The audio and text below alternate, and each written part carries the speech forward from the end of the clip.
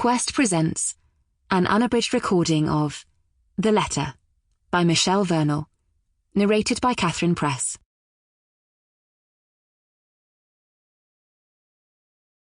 Chapter 1. Veronica. Veronica plunged her fork into the fat wedge of triple-layered mud cake and popped it in her mouth. She knew before her taste buds had time to acknowledge what they were being served up, that no matter how sweet, its taste would still be bittersweet. Today, March the 10th, was Isabel's birthday. She'd be turning 27, and it was this knowledge that yet another year had ticked by that would turn the chocolate ganache slightly bitter. She was eating the decadent dessert not because she'd had a craving for cake, but because it was tradition.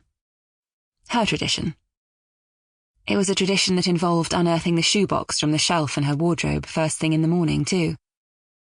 It was tucked in behind the pile of sweaters she'd folded up, hoping not to have need of them again until next winter.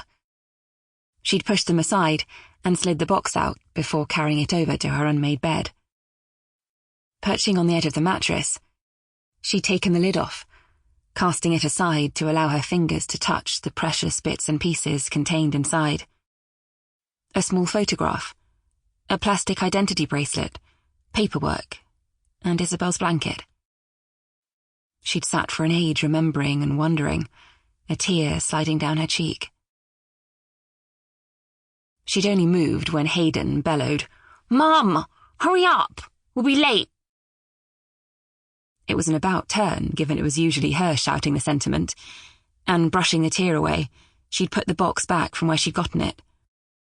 She wouldn't look at it again for another year. She'd learned a long time ago that some memories were too painful to touch, and she had the boys to think of. She couldn't wallow. It wouldn't be fair. But she was allowed to today, on Belle's birthday.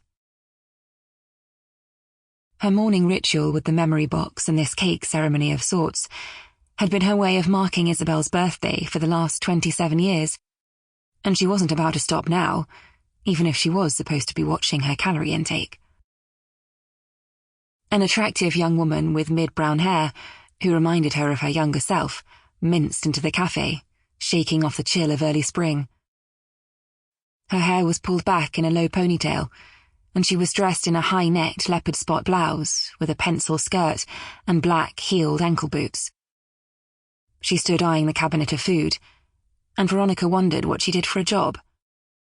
Her confident air and Sample complete. Ready to continue?